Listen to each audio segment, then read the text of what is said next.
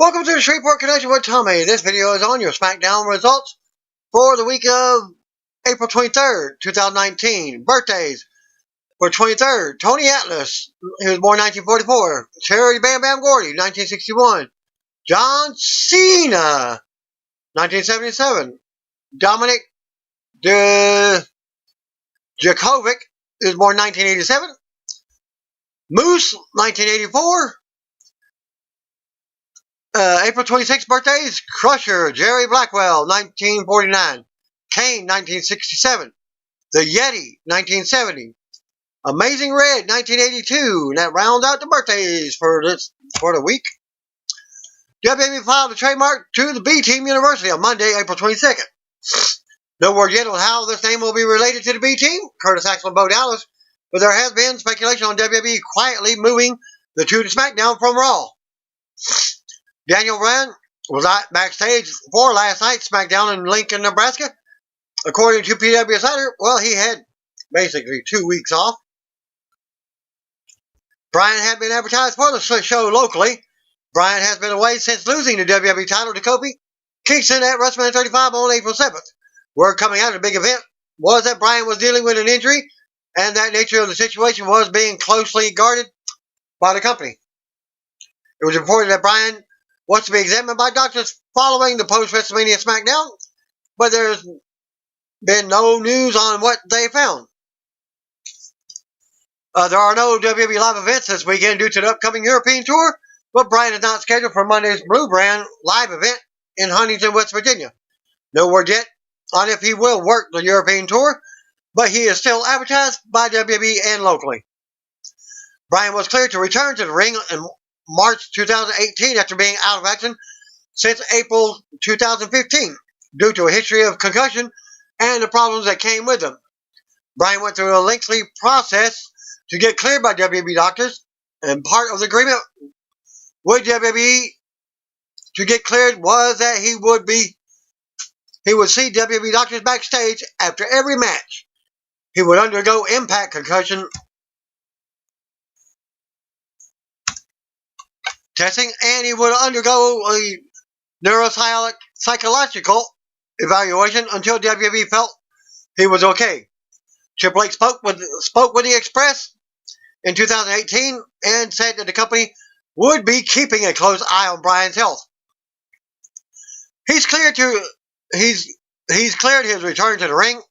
We'll absolutely keep an eye out, Triple H said. As I said the other day, our first and foremost responsibility is the health and well-being of our talent when they are on the roster with us, so we want them to be as healthy as possible. That is extremely important to us, and we will always try to do what is best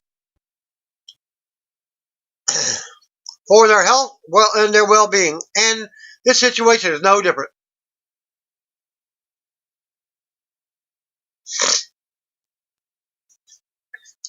Bryan has not tweeted since early March, and his Twitter profile photo still features the WWE title, indicating he's been off social media since before WrestleMania.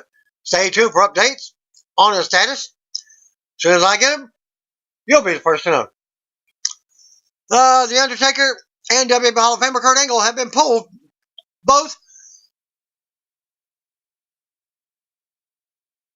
from Starrcast 2 convention that takes place during AEW's Double or Nothing weekend in Las Vegas in late May, according to Sports Illustrated.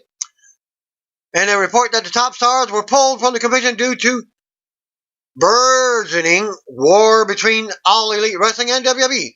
While Starrcast is not directly affiliated with AEW or any other promotion, there is some connection there, and the convention will feature several AEW stars as well.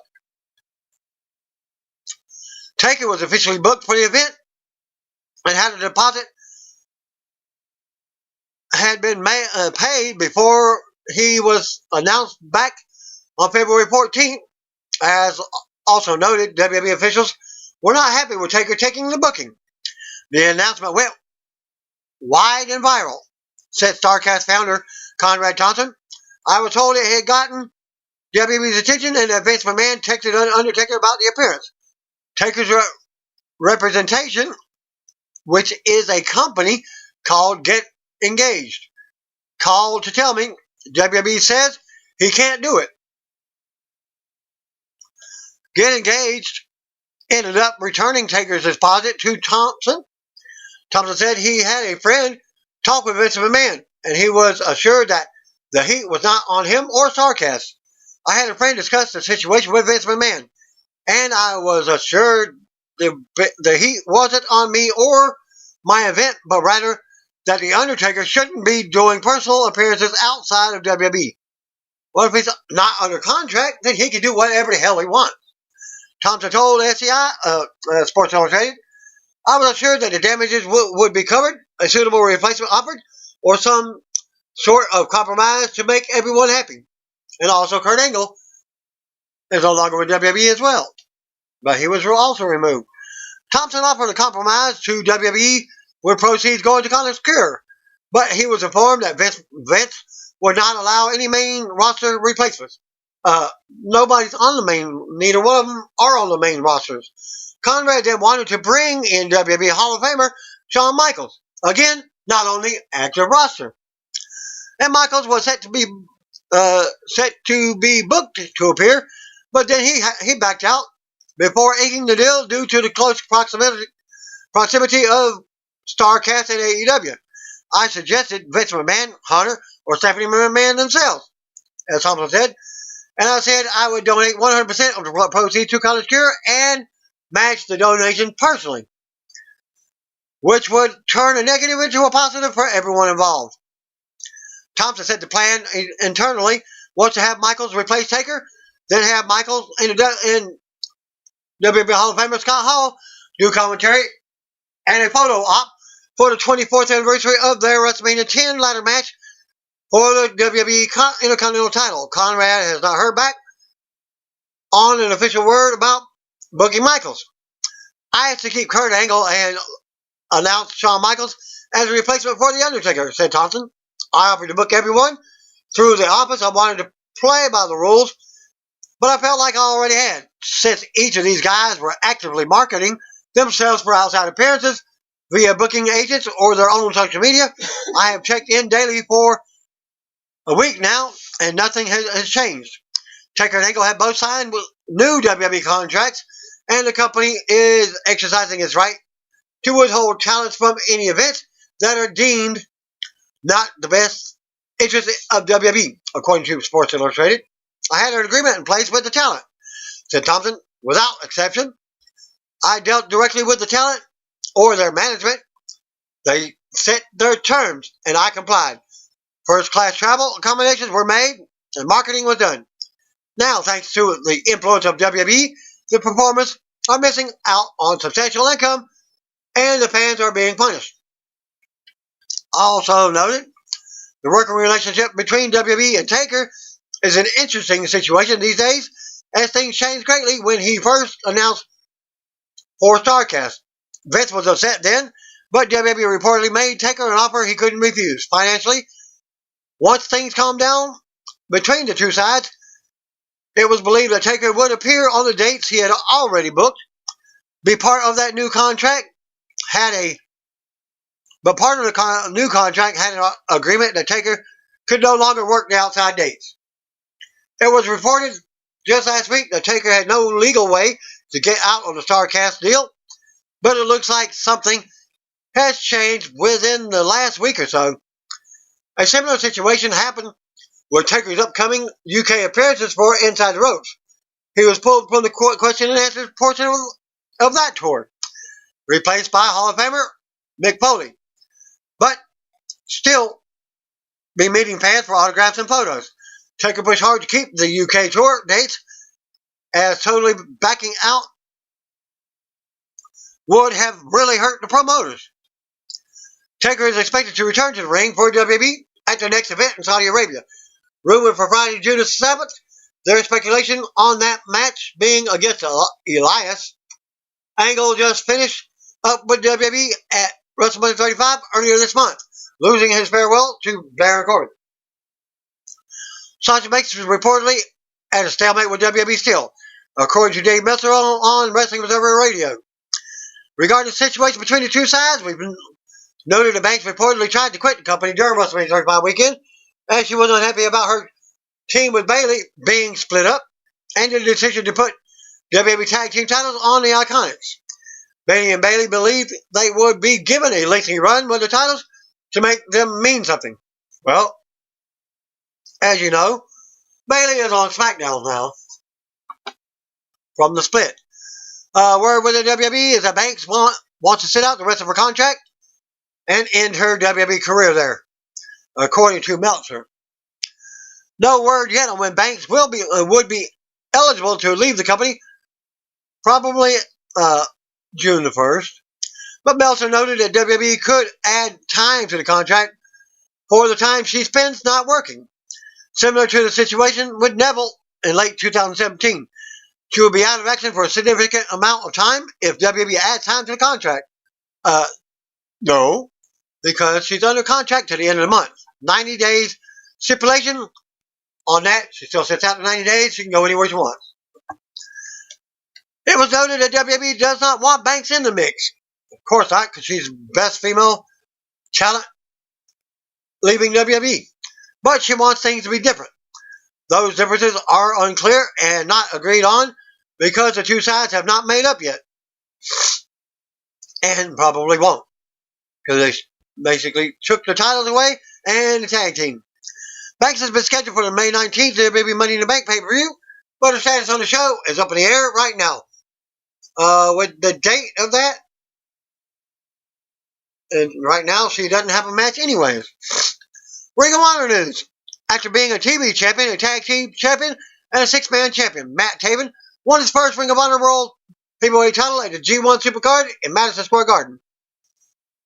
Speaking to Wrestling Inc. on an episode of Weekly Podcast, Taven said, being champion feels so good. And he stated why he hasn't changed the leather strap back to being purple since his win a couple of weeks ago. Making people upset seems to put a really bizarre smile on my face. And I seem to make a lot of people upset being the Ring of Honor World Heavyweight Champion, Taven said on the Weekly Podcast. Taven just didn't win the Ring of Honor World title, as he won the Ring of Honor World title at Madison Square Garden, which makes it even more special. He talked about the experience of performing in the world's most famous arena for the first time. It's probably the greatest moment of my life. I'm not going to lie, it was unbelievable, said Taven. All my life I wanted to wrestle at Madison Square Garden. And here I am, not only looking up at that historic feeling, but winning the Ring of Honor World Championship. Having F.U. Taven echo through the halls of Madison Square Garden, I really couldn't ask for a better moment in my mind to hold on to forever. Taven brought out the purple ladder to help him with his victory and says the idea was all his. Come on, you know who thought of that? That was me. Everything that's happened around me has been thought of by me, said Taven. I'm out there not to just win. I'm out there to look good at the same time. There's nothing more beautiful than a picture of a giant purple ladder in the middle of the Madison Square Garden with me on top of it, holding the Ring of Honor World title. A fan was hit by a ladder during the match, and Taven got a chance to catch up with him afterwards. He was asked if the fan getting hit affected his rhythm in the match. It really didn't affect the flow of the match for me personally, Taven said before adding that he has a history with the fan who was hit as he wiped his sweat on the fan at a recent show in Florida. After the match, the fan asked Taven, "Are we cool from what happened in Florida?" "Man, as long as you're okay with what happened tonight, I could really give up." Bleep. Less about if we're cool or not. I just want to make sure you're not hurt, said Taven. Taven will now defend his Ring of Honor World title against PCO, while PCO's Villain Enterprises partner, Marty Scurll, will compete for the NWA World title. PCO put over Scurll's upcoming opportunity, but Taven says That Deep Dallas girl is upset with having to settle for an NWA title shot instead of the Ring of Honor one. Well, who has the NWA title? I don't know right now. The last I heard, it was Cody had won it from Mickie James' husband, and then Mickie James' husband won it back. But I think he lost it to, or is currently champion, or lost it to, I'll think of it in a minute. Who's now in TNA? Actually, not TNA, but Impact Wrestling. I think PCO is just trying to be nice and is lying to you because Marty is definitely upset, said Taven. Inside, he's like, that should have been me. Stiff. That should have been me. Taven made it clear that the NWA World title is a nice belt. It's nothing compared to the Ring of Honor World title. It's very nice that Ring of Honor is letting NWA use our platform, but there is only one true champion, and you are speaking to him right now, said Taven. PCO got a pinfall victory over Taven at Ring of Honor's Master of the Craft in Columbus, Ohio. Taven contends that the match should have never even happened, and it took all of Villain Enterprises to defeat him. I really think it's part of that gang mentality that we're living in, Taven said, of how the street fight match came about. One person has an opinion and something, and everyone else jumps over on board. I don't know who Marty thinks he is, saying he could turn matches into Columbus Street fights. He says something dumb. Everyone else jumps on board, and then I'm in a street fight that me and the Kingdom weren't prepared for. Taven then talked about the hardcore punishment he had taken in the match before he was pinned, including being hit in the face with an umbrella before PCO delivered a moonsault. After a moonsault from a 300-pound psychopath, that was finally enough to pin my shoulders down, said Taven. It's going to be a different story when it's one-on-one, me and PCO. He's not going to have his little buddies be able to get his shots in.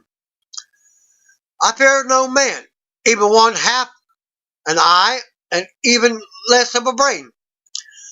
The Ring of Honor fans have really taken a liking to PCO, and Taven says the fans are cheering for him. Probably gets to his partner, Marty Scurll. You know, that makes Marty so jealous, said Taven. PCO is a story that's hard not to think, oh, look at this. This guy is 51, and he puts his body on the line. Hats off to him. That doesn't mean he's going to be able to beat the top guy. There's only one fairy tale ending in wrestling, and we saw it come true in Madison Square Garden. Heck, I'm about 6 months away from that myself, being 51. Matt Taven will defend his Ring of Honor World Heavyweight Championship against PCO on May 9th at Ring of Honor's War of the Worlds in Toronto. Taven's full interview with Wrestling Inc. was included in a recent episode of the weekly podcast. It can be heard in the embedded player at the bottom of the post. In it, Taven discusses his Ring of Honor title win at Madison Square Garden, like I just told you. The fan who was hit by the ladder, like I just told you. The friendly competition between Ring of Honor and New Japan Pro Wrestling. Enzo and Cass invasion, Dalton Castle's heel turn, and more. Those last two wasn't mentioned. I did mention about Enzo and Cass on your Monday's talk about it on Raw's video. WWE has released Shadia, Bseiso, and Nasser Alruwayeh from their NXT contracts. Well, Alruwayeh was from your last year's tryouts from the offering at the Crown Jewel pay-per-view, Saudi Arabia, what have you. Well, they're touting them as the first Arab woman and the first Kuwaiti man to sign contracts with WWE. They impressed officials at a tryout earlier in the year. Triple H hosted a big press conference in Abu Dhabi in December 2017 to officially welcome the two to the company. Bseiso's signing had been confirmed a few months earlier, but the press conference was her introduction. Bseiso, a former Jordanian TV host, did some interviewing and announcing work for WWE NXT and made her brief managerial debut earlier this year. Alruwayeh made his NXT live event debut in the fall of 2018, but he was barely used after that. There may be more changes to WWE programming this fall once SmackDown moves to Friday nights on Fox starting on October 4th, 3 days after my birthday. During the WWE's earnings call, WWE co-president George Barrios was asked about the direction that they would be going with SmackDown. Barrios stated that the company has been used to monetizing 6 hours of content for a long time. However, now the 6 hour is being used on the network, presumably referring to the 205 Live. He said that they will decide in the next several months how to use the 6 hour, which could mean the 3rd hour of SmackDown. We've been monetizing some way, shape, or form 6 hours of content for a long time, Barrios said. The Motley Fool for the transcription. Thanks to that. Today, the 6 hour is primarily being used on the network, and we'll figure out here over the next several months what we think the best use is. But nothing to update now. Well, we already know that the network has your NXT as well as your 205 Live.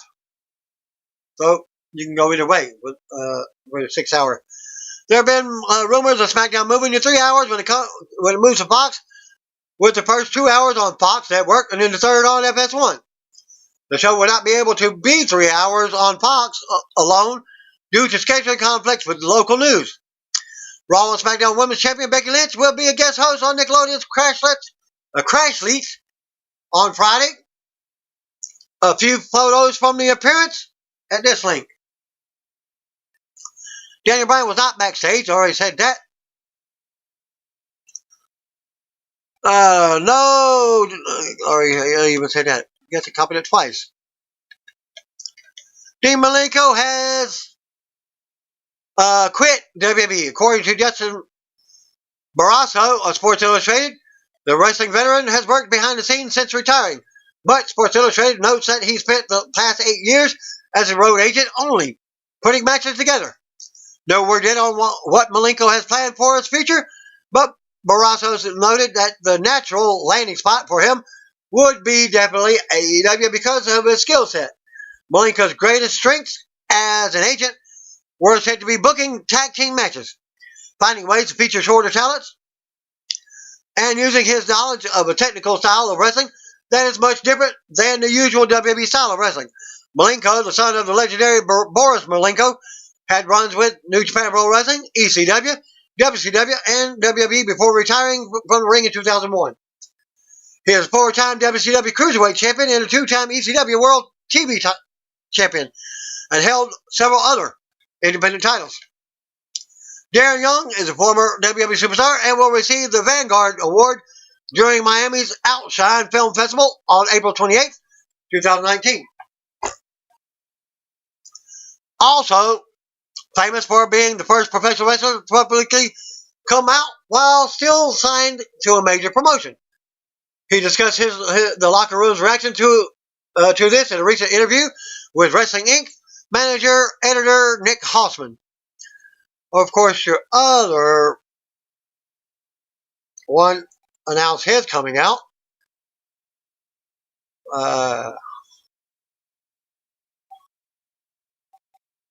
He was also a tag team partner with Chris, formerly known as Mortis.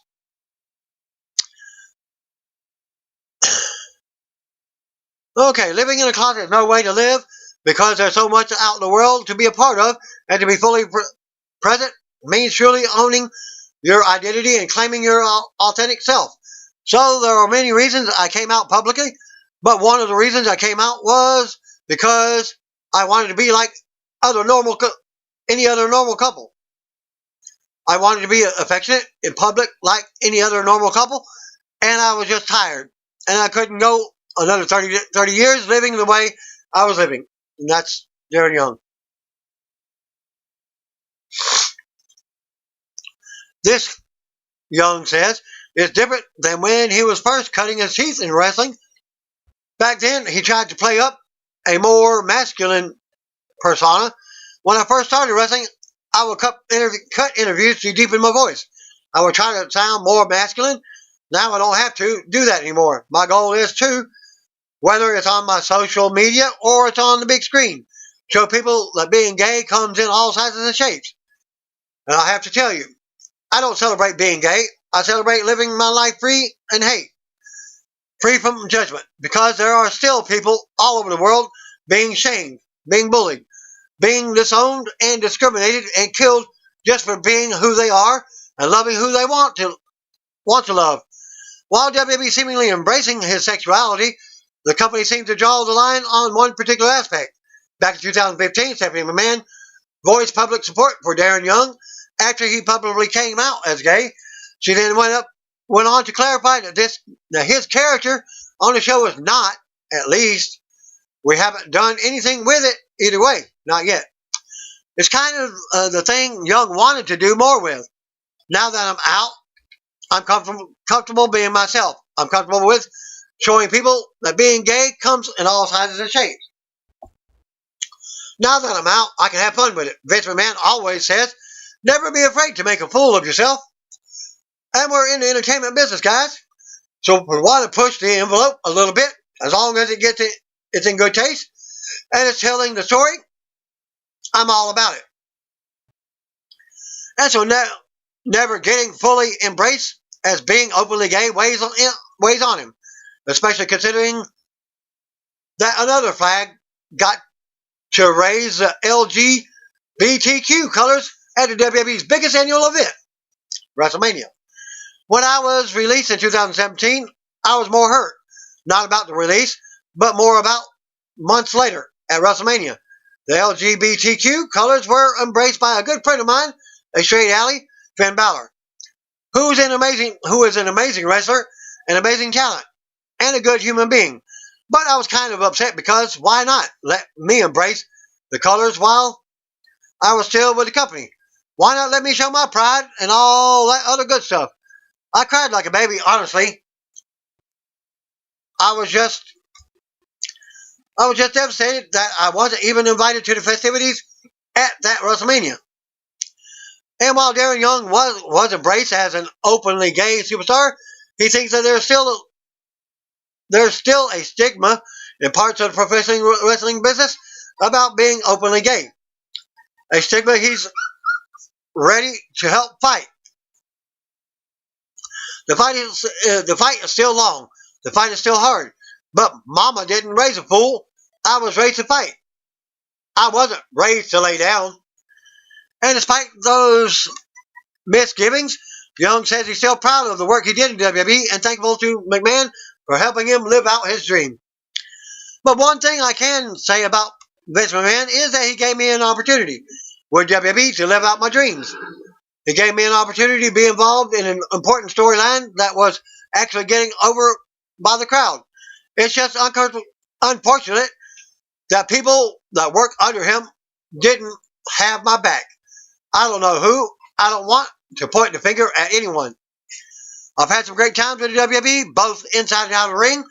I was a poster boy for the company when it came to the community service stuff because I genuinely enjoy giving back. I say all the time, don't die with a story when you tell it. So there's no hard feelings with WWE. So should the fans expect to see Darren Young back in WWE someday? Or maybe competing for one of the other major promotions? Possibly AEW. Possibly Ring of Honor. Possibly New Japan Pro Wrestling. Well, there's so many possibilities in the professional wrestling world. Just give it a try. It's almost like it's a long vacation, and hopefully someday I can go back as either a coach, as a community ambassador, or even a talent. I'm 35 years old. I still have a lot left in my tank. I make my 20s jealous of my 30s. But not only with WWE, New Japan Pro Wrestling, AEW, Ring of Honor, I still want to be able to contribute. And I want people to see me on TV. I threw that in there myself earlier about his statement, but he confirmed it himself.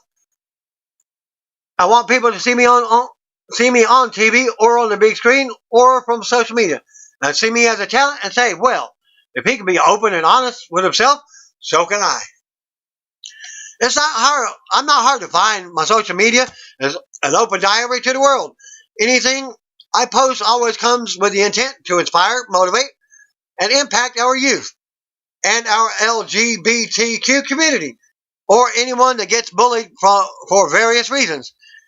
I'm the superhero of the LGBTQ community, and I'm proud to hold that title. And that outlook has undoubtedly helped Darren Young, whose real name is Fred Rosser, earned the Vanguard Award on April 28th. Along with the award comes the key to the city of Miami. I tell people, you call me Darren, you Google Darren Young, it's Fred Rosser. You Google Fred Rosser, it's Darren Young. It's all the same. I signed my soul to WWE, so I'll be Darren Young forever. But it's an honor to be getting the keys to the city. You know, it's major. This isn't something I'm looking past.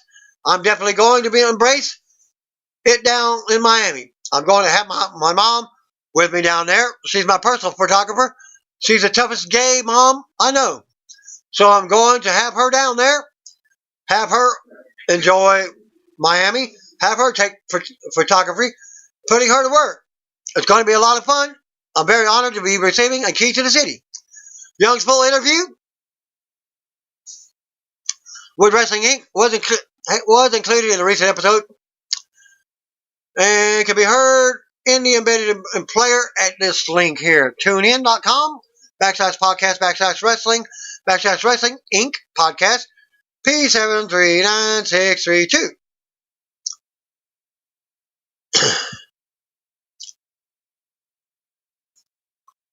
It looks like Luke Harper won't be leaving WWE anytime soon.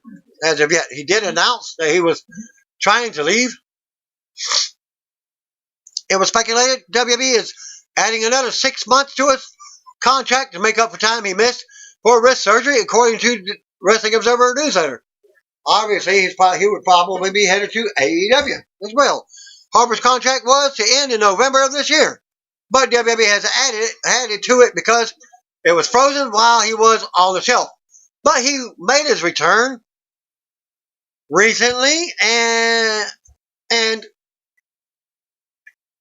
unknown if he's still with the company or not. Noted before how Harper took to Twitter on April 16th to announce that he had requested his release. He had previously tweeted about being concerned or unhappy with his position in WWE. He wasn't happy with storylines. WWE going into WrestleMania 35 Access events. Obviously, he had no tag team left to be with, where he wrestled Dominic Djokovic for the Worlds Collide tapings. The match aired last week on the WWE Network. Harper's first WWE TV match since last summer. It was believed that WWE could add to Harper's contract to make up for the time missed when he was injured, and according to the Observer, that is what has happened. There has been obvious speculations of Harper going to All Elite Wrestling once he is a free agent, and he is good friends with AEW's Vice President of Business Strategy, Chris Harrington. Harper would be able to leave WWE around WrestleMania 36 time next year. Raw superstar Nia Jax will be undergoing surgery. Jax is scheduled to go under surgery on Friday to repair both of her ACLs, according to Casey, the Square Circle Sirens on Twitter. No word yet on how long Jax will be out of action, but they should have a better idea of her timeline after the surgery. It was believed that she should be out about 9 months. Jax took to Twitter back on April 12th and said she would be out of action for a while due to injuries. She also revealed that she has been working through pain for the last year, and that's double ACL, both knees. Some of you guys may or not, but I'll be out practicing for a little while, as Jax wrote. Unfortunately, I have been pushing through some pain over the last year due to injuries in my knees, and I will be undergoing surgery to repair both of my ACLs. I'm grateful to everyone who has supported me. Thank you. Jax hasn't wrestled since WrestleMania 35, where she worked to play the four-way dance with her tag team partner, Tamina Snuka, as worked against Natalya and Beth Phoenix, and new women's tag team champions, the Iconics, as well as the former champions, Sasha Banks and Bayley. The B Team, Bo Dallas and Curtis Axel, are now apparently officially on SmackDown. The former WWE Raw Tag Team champions were added to SmackDown roster on WWE.com earlier in the day. The move was suspected as the team worked a dark match at Tuesday's SmackDown tapings, losing to Heavy Machinery. WWE had filed the trademark to B Team University earlier in the week. It's not known how they are going to use it or the term for the team. Since losing the Raw Tag Team Championship to Drew McIntyre and Dolph Ziggler last September, the team has been used sparingly on TV, mostly in multi-team matches. They have only wrestled on Raw twice this year, with their last match being on March 4th episode of Raw as one of the 4 teams in a tag team gauntlet match, which was won by Heavy Machinery to get a title shot.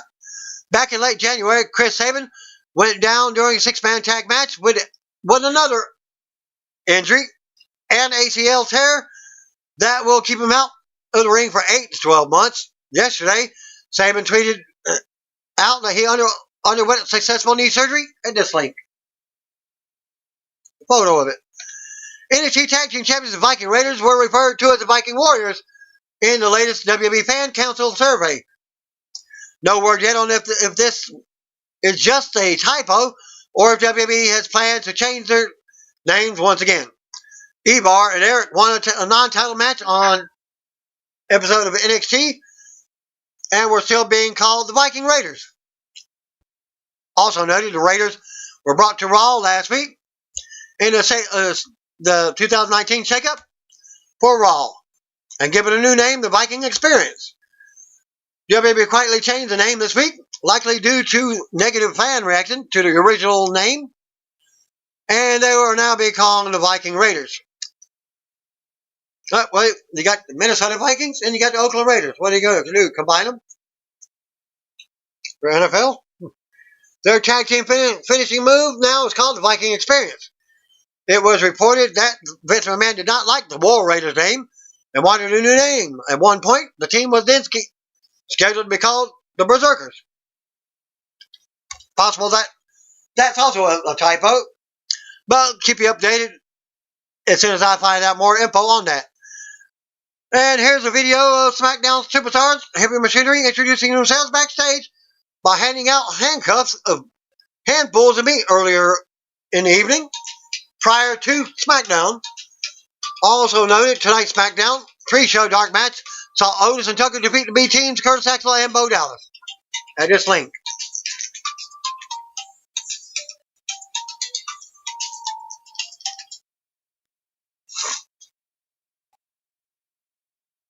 The dark match before SmackDown tonight from the Pinnacle Bank Arena in Lincoln, Nebraska saw Heavy Machinery defeat the B team in tag team match. Well, I got it 3 times in the video. SmackDown opens live from the Pinnacle Bank Arena in Lincoln, Nebraska. As Corey Graves welcomes us, he's chimed in by Tom Phillips and Byron Saxon. Well, it looks like they're doing a little bit of mix-up now. Tom Phillips usually opens up the show, but it's Corey Graves now, the tattoo champion of the world.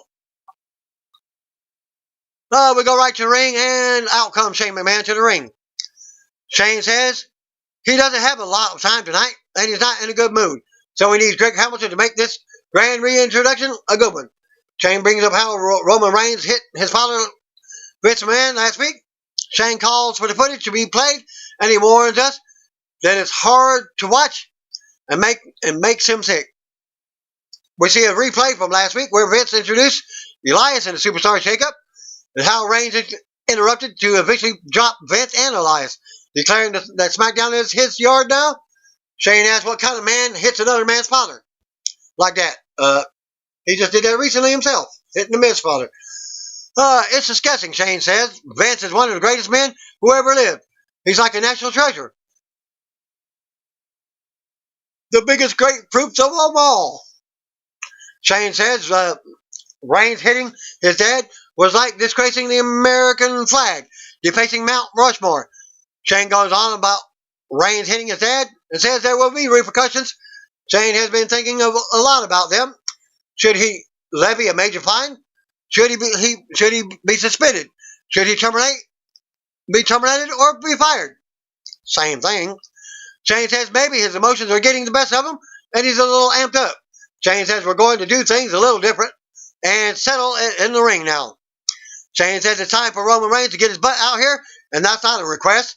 It's an order because Reigns works for Shane and his family now. Shane orders Reigns to come to the ring, and music hits. Out comes Reigns to a pop. Reigns hits the ring as the fans chant his name. Reigns stares Shane down. Shane also tosses the mic and squares up for a fight. Elias tries to attack from behind, but Reigns knocks him off the apron. Shane attacks Reigns from behind and unloads with strikes. Reigns fights him off and rocks him with the right hand. Reigns unloads on Shane and in the corner until Elias comes from behind and decks Reigns. Elias and Shane double team. Reigns is now fans are booing. Fans are chanting for Reigns as Elias works him over while Shane holds him down. Elias nails the drift away and leaves Reigns laid out as he and Shane head to the back. Elias' music hits as Reigns recovers in the ring. Still to come segment, Charlotte and Becky will face off. Also, Kofi Kingston versus Shinsuke plus Andrade versus Finn Balor. Another Intercontinental title match. From the break, we see what just happened to Roman Reigns. Elias and Shane McMahon are backstage talking about how good it felt to beat Reigns down and teach him a lesson. They agree that they have more lessons to come on SmackDown. And we see how Kevin Owens became an honorary member of the New Day last week with Big E out of action. Canada Braxton backstage with WWE Champion Kofi Kingston now. He talks about tonight's singles match between Shinsuke and how the love and magic from the WWE Universe is still growing every single day. And all is right with the world because he's WWE Champion. Xavier Woods appears and hypes him up. Kofi talks about how Big E is healing up and will be back soon enough. But until then, they have an honorary member. Owens appears and hypes Kofi up for tonight's match with Nakamura. Owens says he knows Kofi is going to win tonight. Why? Because New Day rocks, says Owens in his best Big E voice. First match, Finn Balor versus Andrade. We go to the ring, out comes Intercontinental Champion Finn Balor for a non-title match. We see a replay of Andrade's recent Raw win over Balor. Andrade and Zelina Vega appear on the big screen now. Andrade says he wants more than the Intercontinental title. He wants to destroy the myth of Balor. The music hits and Andrade and Vega head to the ring now. The bell rings and they go at it. Vega provides an early distraction, allowing Andrade to nail a big kick to the face. Andrade ends up leveling Balor on the outside of the ring.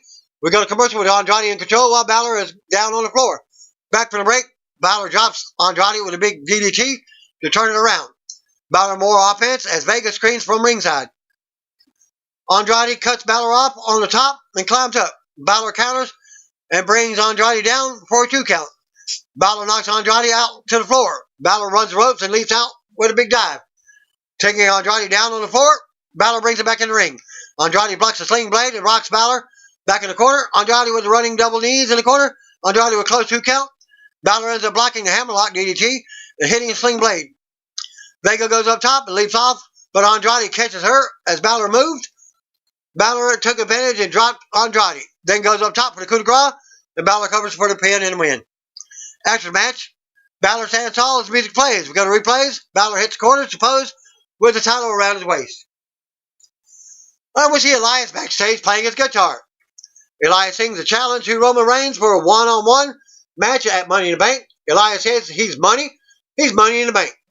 Shane McMahon appears and loves the song. Shane makes a match for Money in the Bank. Shane guides Elias into the back of his limousine, and they're off to hang out. Kairi Sane versus Peyton Royce. We go to the ring, and out comes Kairi Sane with Asuka and their manager, Paige. Back to commercial. Back to the break, we see an earlier backstage segment that saw Mandy Rose and Tony DeVille warn Paige not to come asking them for an Absolution reunion when the team of Kairi Sane and Asuka fails. We go back to the ring, out comes women's champion, the tag team champions, the Iconics, Peyton Royce and Billie Kay. They cut promos on the way to the ring and insult Sane and Asuka. They do their pose, and Royce hits the ring. The bell rings, and Royce unloads on Sane in the corner. Royce keeps control until Sane catches a kick and hits a dragon screw leg whip. Sane with more offense and the interceptor. Sane hits the running forearm in the corner, and then the insane elbow drop for the easy win. But it's only a non-title, which puts him as number one contender, supposedly. After the match, Sane stands tall with Asuka and Paige as we go to commercial. Music interrupts their celebration as Mandy Rose comes out with Sonya Deville, mocking Sane and Asuka. Deville and Rose stare down the baby faces from the stage. Jinder Mahal's music hits while the two women's tag teams are facing off. Jinder is back on the blue brand with the Singh brothers. They head to the ring for a match with Chad Gable and go back to commercial. Back from the break, we get a pre-recorded backstage promo from Aleister Black.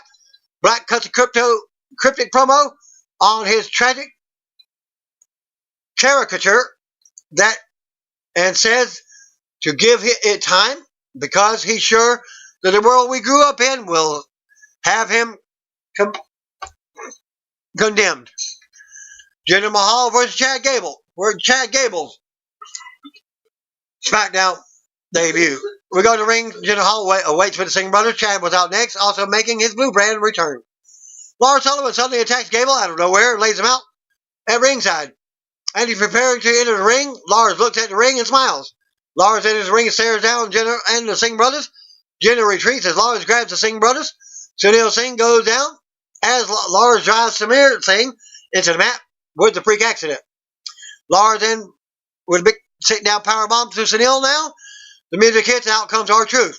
Ready to fight? Truth hits the ring and they go at it. Lars cuts Truth off and drives him into the mat with the freak accident.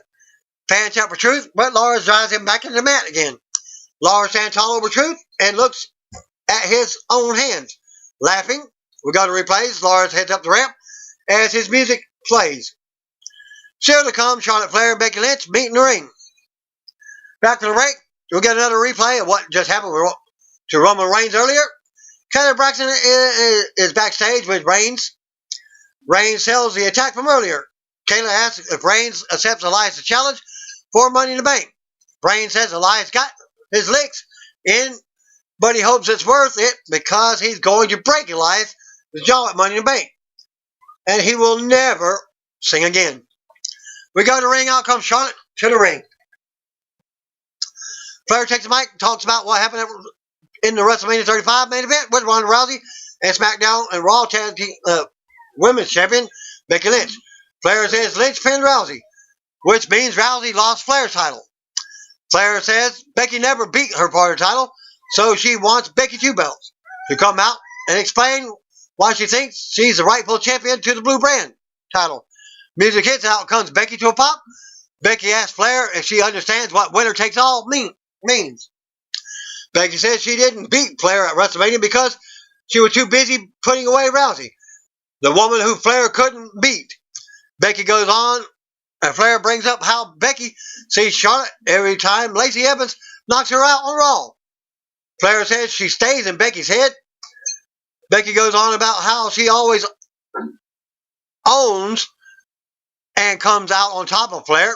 She says Flair is on her worst losing streak ever.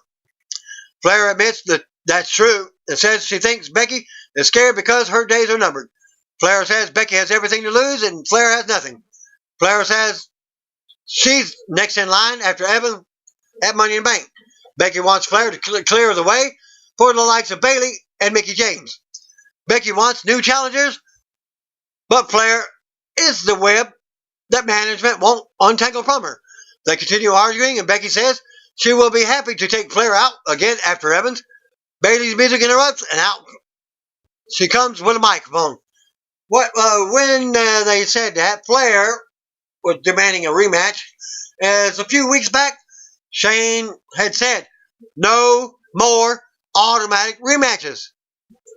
But Bayley says the Superstar shake-up was supposed to be about fresh starts, but all she sees is a rerun. Bayley thanks Becky for the shout-out, reminds Becky that she's defeated her 0 times.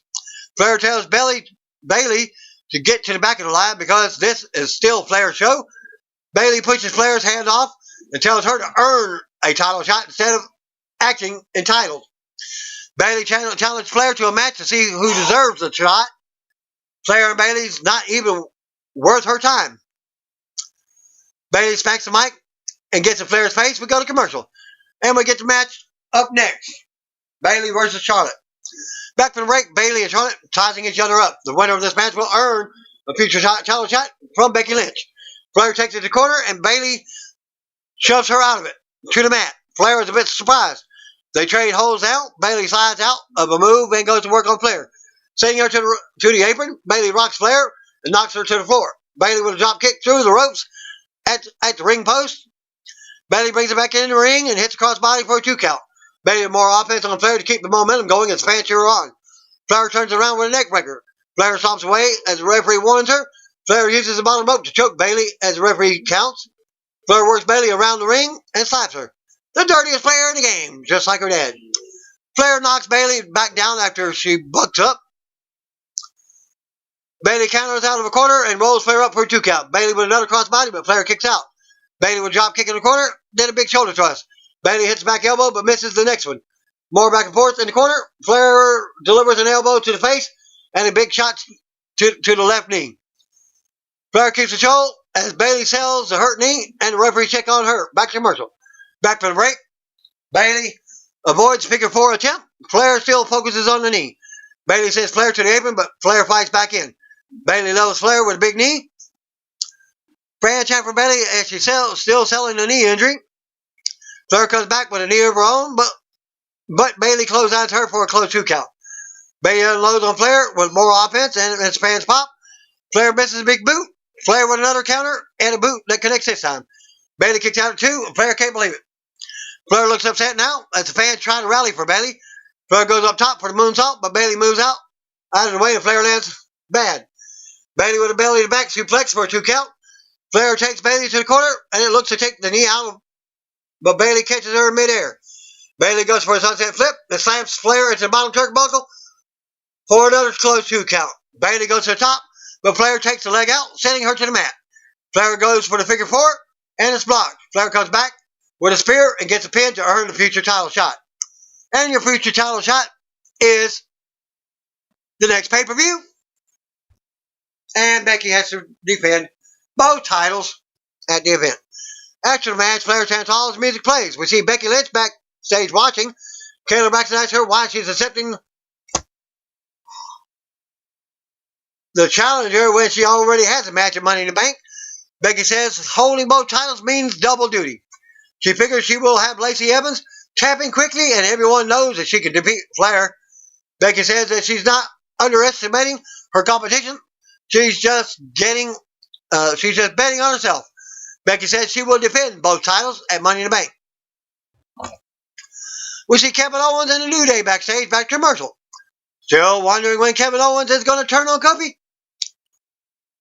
Wait for it. Not this week. Back for the break, we get the bizarre Bray Wyatt Firefly Funhouse segment that was also on Raw. Announced to go over Money in the Bank card. Kofi Kingston versus Shinsuke Nakamura was up next. We go backstage to the New Day.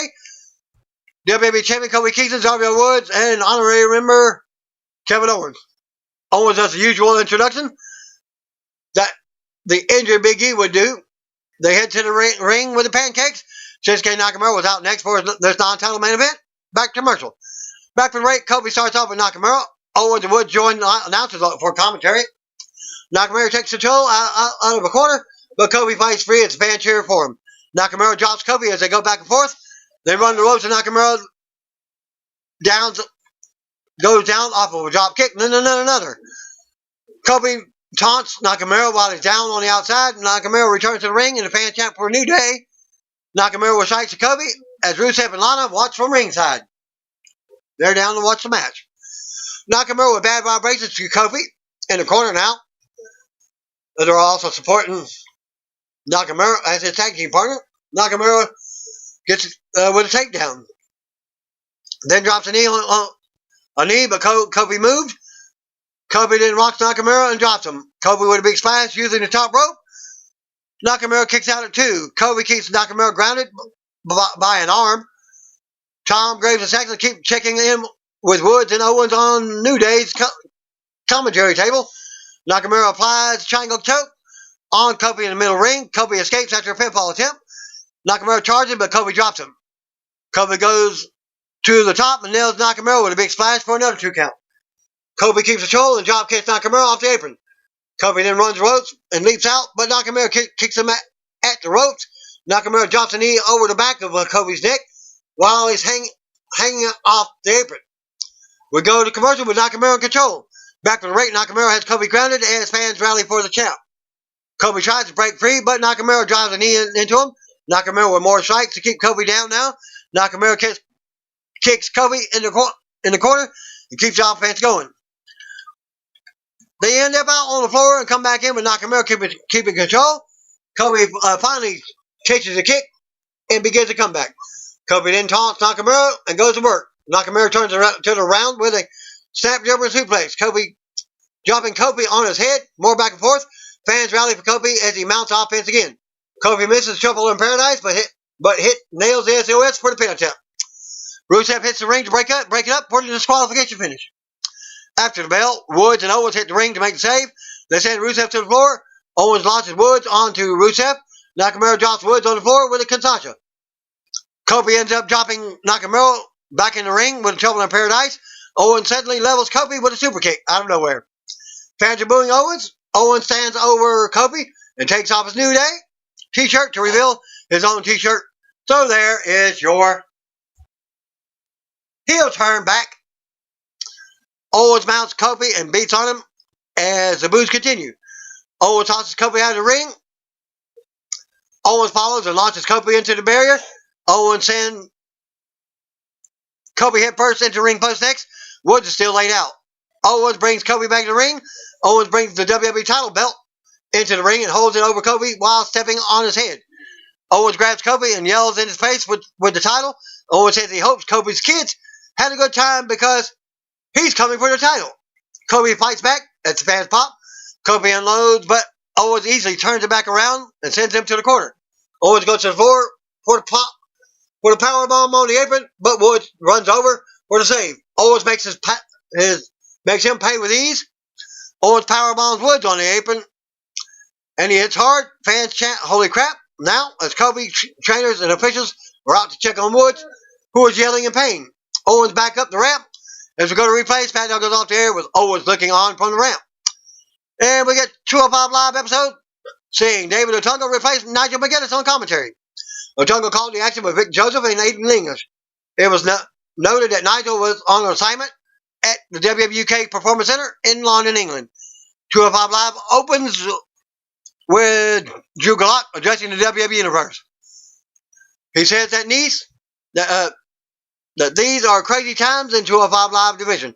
He informed us that Ariel Daivari will take on Oney Lorcan to determine a #1 contender for the Cruiserweight Championship. Gulak then announces that he will teach Humberto Carrillo a lesson for refusing to learn his teachings. When you step to me, you will tap out. And begins the 205 Live intro. Vic Joseph and Aiden English welcomes us to another edition of 205 Live. They say that Nigel McGuinness is in the UK at the WWPC. He will be replaced tonight by David Otunga. Otunga says he's excited to return to commentary and join 205 Live team. Drew Gulak makes his way to the ring for the opening bout. Promo for Jack Gallagher from earlier in the day is played, who reveals that he headbutted Drew Gulak in the face because he suspected that Drew never cared for his ambitions, confirming so when Gulak cost him his matchup against Carrillo. He threatens Gulak, stating that he will make him suffer for not showing him respect. Humberto,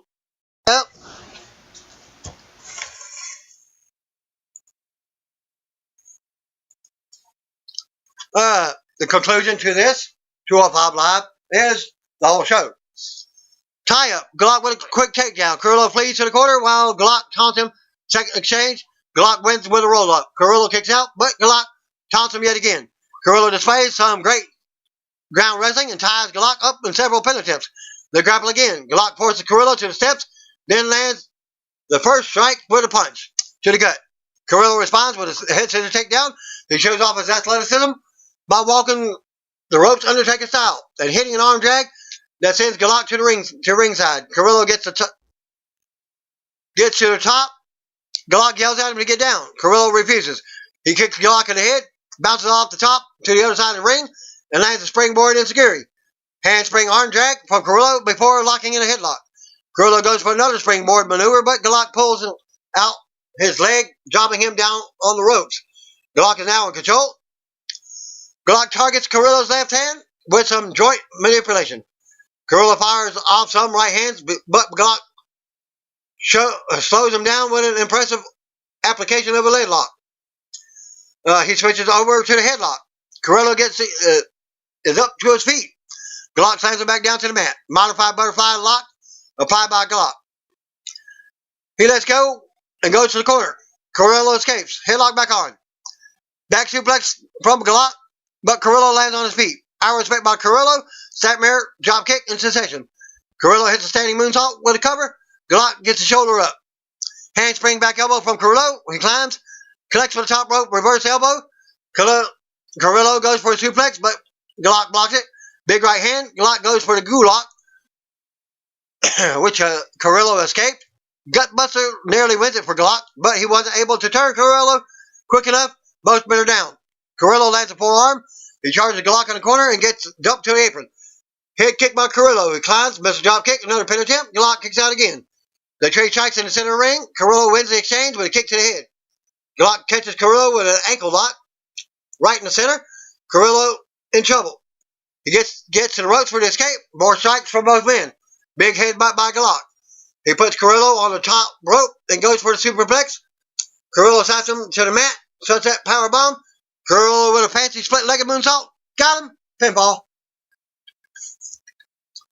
Backstage, Lorcan cuts a promo and says that he's been training, competing, and making sacrifices over a decade, all to become a champion in the WWE. He calls out Ari DeVere as the man who was stopping him from achieving that goal. Elsewhere, DeVere cuts a promo of his own. He says that once he started focusing on himself, he's being untouchable and reminds the WWE Universe that he's been undefeated in 2019.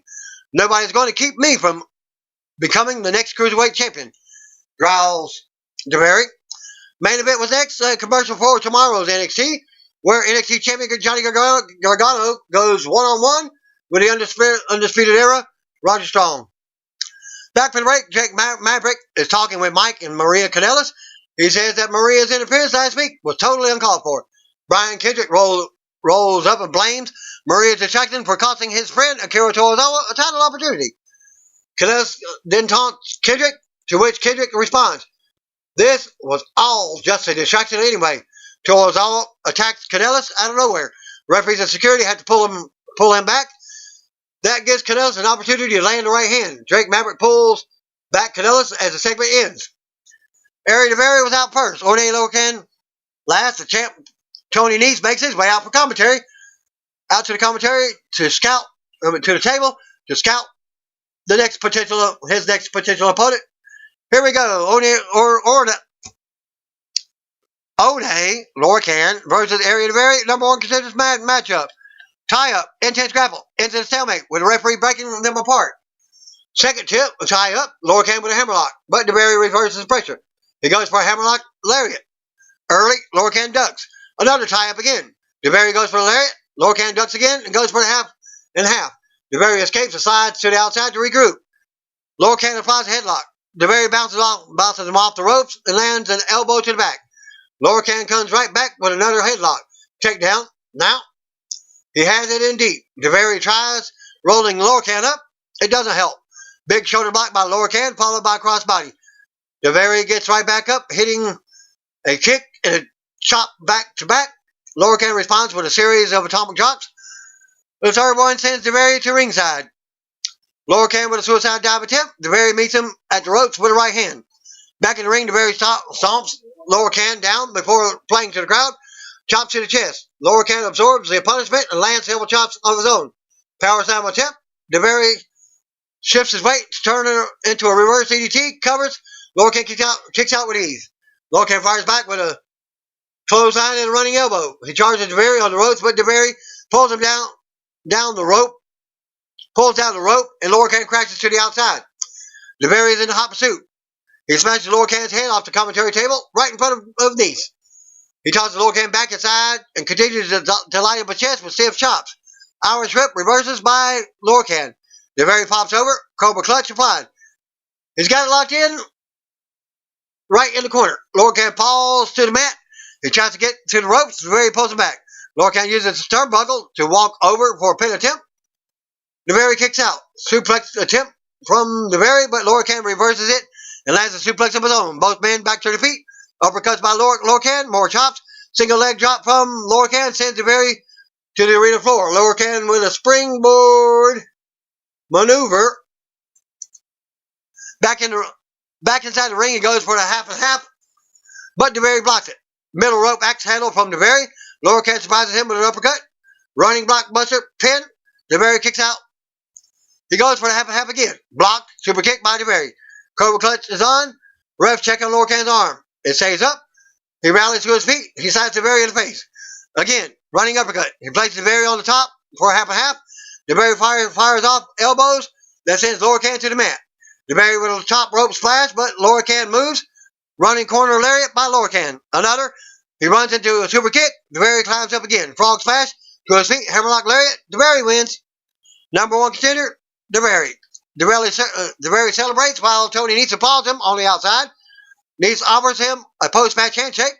DeBerry denies it and points at the Cruiserweight title. I want that. Nese stares right back. Why don't you try and take it from me? Nese holds the title high and DeBerry walks off. That's the show. Dark main event after 205 Live taping in Lincoln, Nebraska saw Roman Reigns wrestle Randy Orton until Elias interfered for the double team beat down on Reigns. WWE Intercontinental Champion Finn Balor came out to even the sides and helped Reigns clear the ring to end the show. And that concludes my results for SmackDown /205 Live. Thanks again. Peace out. See you on via. If you don't know, just call me, brothers and sisters.